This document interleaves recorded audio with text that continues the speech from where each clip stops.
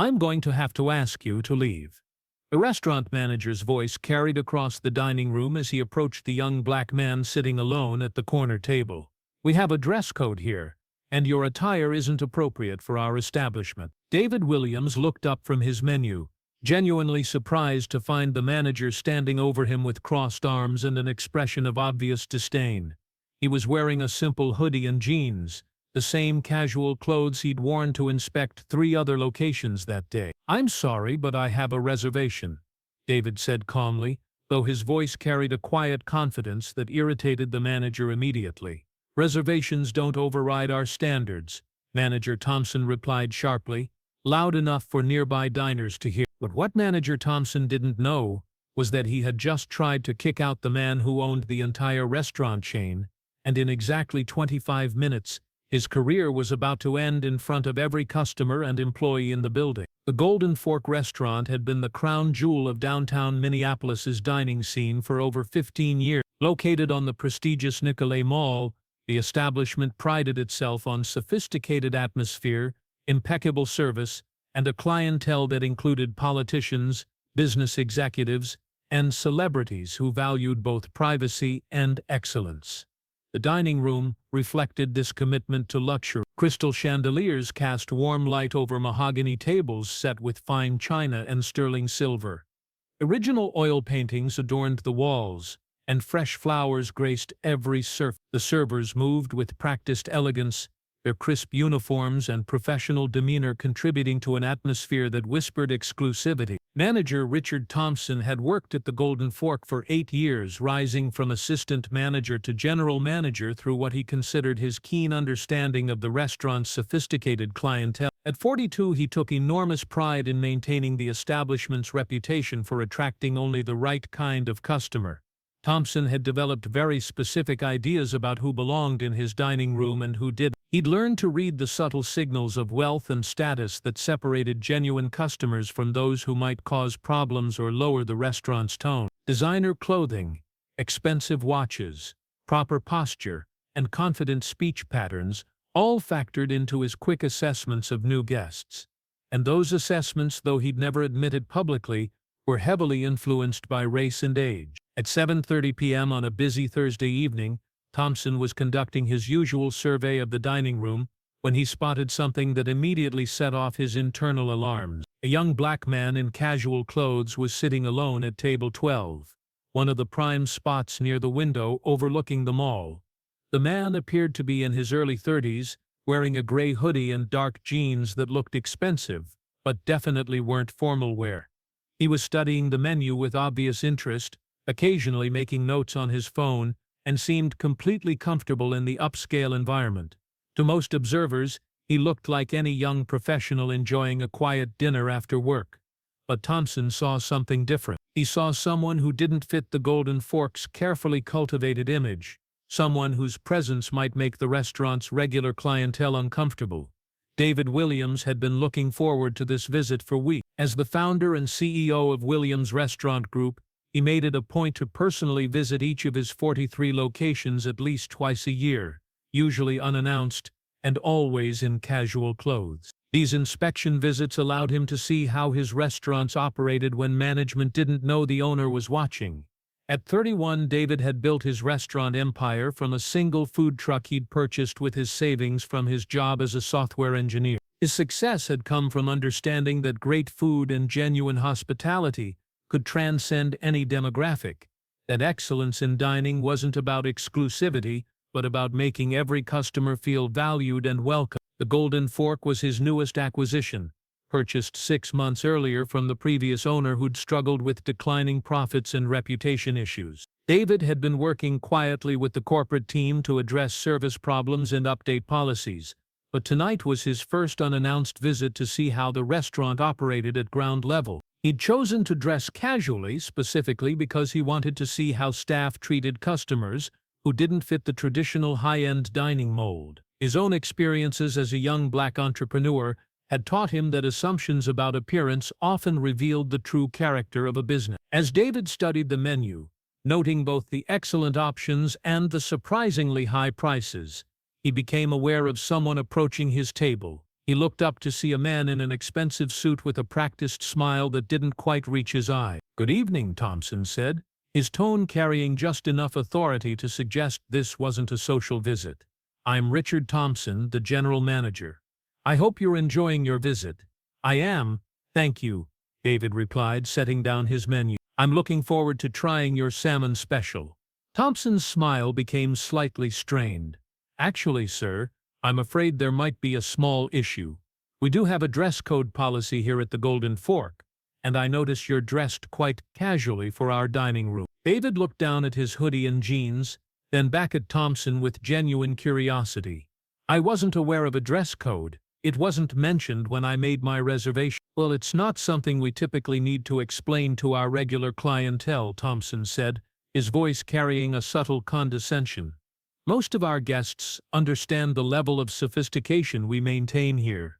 Around them, other diners were beginning to notice the conversation. A couple at a nearby table exchanged glances, while a businessman looked up from his phone with obvious interest. The attention made Thompson feel more confident in his position, as if he were defending the restaurant's standards in front of appreciative customers. "I understand you want to maintain certain standards," David said calmly, "but I'm not sure what specifically about my clothing violates your policy." Thompson's patience was wearing thin. In his experience, customers who argued about dress codes were usually trouble, and he'd learned to address these situations quickly and firmly. "Sir, this is a fine dining establishment. Hoodies and jeans simply aren't appropriate for the atmosphere we've created here." "I see," David said, pulling out his phone. "Could you show me where this dress code is posted? I'd like to understand the specific policy." The request caught Thompson off guard. Most customers who were asked to leave either complied immediately or caused a scene. They didn't ask to review written policies or speak with the calm authority of someone accustomed to examining business procedures. "The dress code is clearly understood by our clientele," Thompson said, avoiding the question. "It's part of maintaining the exclusive atmosphere that our regular customers expect." David looked around the dining room, noting that while most customers were indeed dressed formally, there were several other diners in business casual attire. A woman 3 tables over was wearing jeans with a nice blouse, and a man near the bar was in khakis and a polo shirt. "I notice other customers seem to be dressed casually," David observed. "Is the dress code applied consistently to all guests?" Thompson followed David's gaze and felt a flutter of irritation. The other casually dressed customers were white, long-time regulars who'd been coming to the restaurant for years. In his mind, their status as established customers gave them flexibility that wouldn't be extended to someone he didn't recognize. "Those are valued customers who've established relationships with the restaurant," Thompson explained, though his reasoning was becoming shakier with each exchange. "I see," David said again, his tone remaining conversational but carrying an edge that suggested he was reaching the limits of his patience. "So the dress code depends on whether you recognize the customer." By now their conversation had drawn the attention of most of the nearby tables. Some diners looked uncomfortable with the confrontation, while others seemed curious about how it would resolve. Several people had discreetly pulled out their phones, sensing that something significant was unfolding. Thompson realized he needed to take control of the situation before it escalated further. "Sir, I'm going to have to ask you to leave. We reserve the right to refuse service to anyone, and your attire simply doesn't meet our standard." The words hung in the air like a challenge thrown down in front of witnesses. David sat back in his chair, studying Thompson with an expression that was both calm and calculating. "Miss Thompson," David said quietly, "before you continue down this path, I'd like to give you an opportunity to reconsider your position." Something in David's tone made Thompson pause. The young man's confidence hadn't wavered despite being asked to leave, and he was speaking with the kind of quiet authority that suggested he wasn't intimidated by the situation. "There's nothing to reconsider," Thompson replied, though his voice carried less certainty than before. "Our policies are clear, and I'm enforcing them consistently." David pulled out his business card and placed it on the table. "I think you should take a look at this before we go any further." Thompson glanced at the card, his eyes scanning the text. "David Williams, Chief Executive Officer, Williams Restaurant Group." For a moment, the words didn't register. Then, as the implications began to sink in, His confident expression started to crumble. This says you're the CEO of Williams Restaurant Group," Thompson stammered, his voice losing its authority. "That's correct," David said calmly. "Williams Restaurant Group purchased the Golden Fork 6 months ago, which means you've just asked the owner of this restaurant to leave because of his race." The words hit the dining room like a thunderclap. Conversations stopped mid-sentence as nearby diners processed what they'd just heard. Several customers pulled out their phones to record what was clearly about to become a very public reckoning. Thompson's face went pale as the full magnitude of his mistake became clear. He'd just tried to eject his own boss based on racial assumptions, and he'd done it in front of a dining room full of witnesses who were now recording every moment. "Mr. Williams, I didn't know, your appearance." Thompson's words trailed off as he realized that every explanation he might offer would only make the situation worse. "My appearance," David said, his voice carrying clearly across the now silent dining room, was that of a black man in casual clothes. "And based solely on that appearance, you decided I didn't belong in my own restaurant." He stood up slowly, his movement commanding the attention of every person in the room. "Thompson, in the 6 months since we acquired this restaurant, we've received 17 complaints about discriminatory treatment from customers. 17.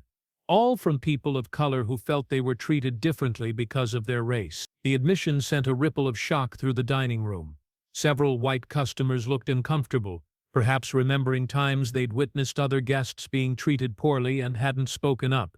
"I came here tonight to see if those complaints were justified," David continued. "And in less than 15 minutes, you've provided me with all the evidence I need."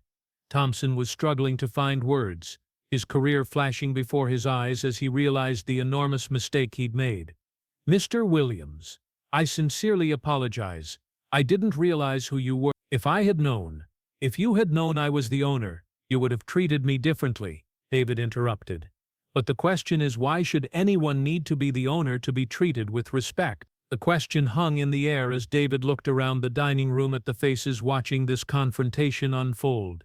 Some customers looked ashamed, others angry, and a few were nodding in agreement with his words. "Ladies and gentlemen," David addressed the room, "I want you all to witness what just happened here."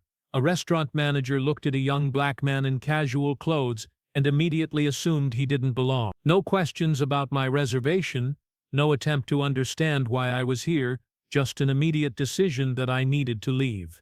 He paused, letting his words sink in before continuing. "This isn't about dress codes or restaurant policy. This is about assumptions and biases that run so deep that someone can look at the owner of a business and see only the color of his skin." A woman at a nearby table spoke up. "I saw the whole thing. You were completely respectful, and he was clearly targeting you because you're black." Other customers began to murmur agreement, and several were openly filming the confrontation with their phones. The incident was clearly going to have consequences far beyond the restaurant itself. Thompson made one last desperate attempt to salvage the situation. "Miss Williams, this is all a misunderstanding. I was just trying to maintain our standards. If you'll give me another chance." "Another chance to do what?" David asked. "To treat the next black customer with respect? To pretend you're not racially profiling guests? To hope I don't notice the pattern of discrimination that's been driving customers away from this restaurant?" He pulled out his phone and showed Thompson the screen. "I've been recording this entire conversation, Mr. Thompson. Every assumption, every discriminatory comment, every moment of this encounter is documented." Thompson's face went ashen as he realized the full implications. Not only had he destroyed his career, but his actions were being recorded and would likely be shared widely on social media. "But this isn't just about you," David continued, addressing both Thompson and the room. "This is about a culture that needs to change. This restaurant will implement immediate training for all staff on bias, discrimination, and genuine hospitality. We'll review every complaint we've received and make sure this kind of treatment never happens again." He turned back to Thompson with an expression that was both disappointed and determined. "Mr. Thompson, your employment with Williams Restaurant Group is terminated immediately. You'll be escorted from the premises, and your actions tonight will be reported to the appropriate authorities for investigation of civil rights violations." As if summoned by David's words, Two security officers entered the dining room, followed by a woman in a business suit who was clearly senior management. "Mr. Williams," the woman said as she approached, "I'm Sarah Chen, Regional Operations Director. I came as soon as I received your call." David nodded to her, then addressed the dining room one final time. "Ladies and gentlemen, I want to thank you for witnessing what happened here tonight. I hope it's given you something to think about regarding your own assumptions and biases." He gestured toward Thompson, who was standing in shocked silence. "This man lost his job tonight, not because he enforced a dress code, but because he revealed that he treats customers differently based on their race. That's not just morally wrong, it's illegal." As Thompson was escorted from the restaurant by security, the dining room remained silent, the weight of what they'd witnessed settling over the customers like a heavy blanket. David sat back down at his table and picked up his menu. "Now," he said to the server who had approached nervously, "I'd still like to try that salmon special."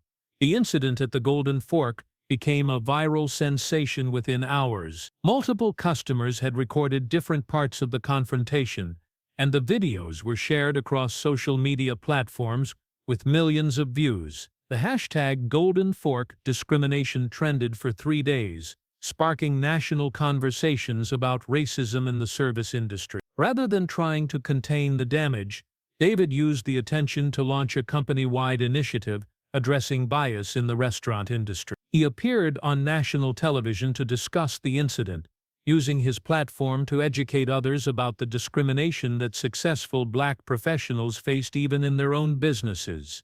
Thompson's firing became a symbol of the consequences of racial profiling in customer service. He struggled to find another management position in the hospitality industry, his actions at the Golden Fork having been widely documented and shared among restaurant owners. The Golden Fork itself underwent a complete cultural transformation. David implemented comprehensive bias training for all staff, revised hiring practices to ensure diverse management, and established clear policies for treating all customers with equal respect regardless of appearance. 6 months later, the restaurant had not only recovered its previous reputation, but had become known as one of the most welcoming establishments in Minneapolis. Customer satisfaction scores improved dramatically, and the restaurant became a destination for diners who valued both excellent food and inclusive service. For David, the incident served as a powerful reminder of why his work mattered. Building a successful restaurant empire was just the beginning. Creating environments where everyone was treated with dignity and respect was the real challenge. As he told a reporter weeks later, success in business isn't just about profit margins or expansion. It's about using your platform to make the world a little more fair for everyone who walks through your doors. The Golden Fork continued to operate as a symbol of both excellent dining and social progress, proving that true hospitality meant treating every guest with the respect they deserved, regardless of how they looked or what they wore. And every time David visited one of his restaurants, he did so knowing that real change was possible when people had the courage to confront their biases and commit to doing better. Because sometimes the most powerful lesson comes from the moment someone realizes they've been looking at a successful black entrepreneur and seeing only their assumptions about who belongs where. 1 year later, the Golden Fork had become more than just a restaurant. It had evolved into a symbol of what was possible when businesses committed to genuine change rather than empty promises. The transformation hadn't been easy or immediate, but it had been thorough and lasting. David instituted monthly community dinners, where people from all backgrounds could experience the restaurant's hospitality regardless of their economic situation. These events, sponsored by the restaurant's profits, became powerful demonstrations of the inclusive values that now defined the Golden Fork's identity. The staff who had witnessed Thompson's firing underwent extensive retraining, but more importantly, they participated in ongoing discussions about bias, assumption, and genuine hospitality. Many of them later admitted that the incident had forced them to examine their own unconscious prejudices and commit to treating every guest with equal respect. Sarah Chen, the Regional Operations Director, worked with David to implement similar changes across all 43 Williams Restaurant Group locations. The company became an industry leader in diversity training and inclusive service, with other restaurant chains studying their methods and adopting similar programs. Thompson himself eventually found work at a small diner outside the city, but his experience at the Golden Fork had fundamentally changed him. He began volunteering with civil rights organizations and speaking at diversity training sessions, using his own failure as a teaching tool for other managers who might make similar mistakes. The viral videos of the confrontation continued to be shared years later, serving as powerful reminders of both the persistence of racial bias and the importance of standing up against discrimination. Business schools began using the incident as a case study in crisis management, corporate responsibility, and the real costs of prejudice. For David, the success of the Golden Fork's transformation validated his belief that businesses had both the power and the responsibility to create positive social change. He expanded Williams Restaurant Group's mission beyond profit to include active promotion of equality and inclusion in the hospitality industry. The restaurant industry as a whole began to take notice of the changes at the Golden Fork. Other establishments started implementing similar policies, recognizing that inclusive service wasn't just morally right but also good for business. Customer loyalty increased when people felt welcomed and respected, regardless of their appearance or background. As David stood in the dining room of the Golden Fork on the first anniversary of the incident, watching a diverse group of customers enjoying their meals in an atmosphere of genuine warmth and respect, he reflected on how much had changed. The same table where Thompson had tried to eject him now hosted a young black family celebrating their daughter's graduation, served by staff who understood that excellent hospitality meant making every guest feel valued. The transformation proved that real change was possible when people had the courage to confront uncomfortable truths and commit to doing better.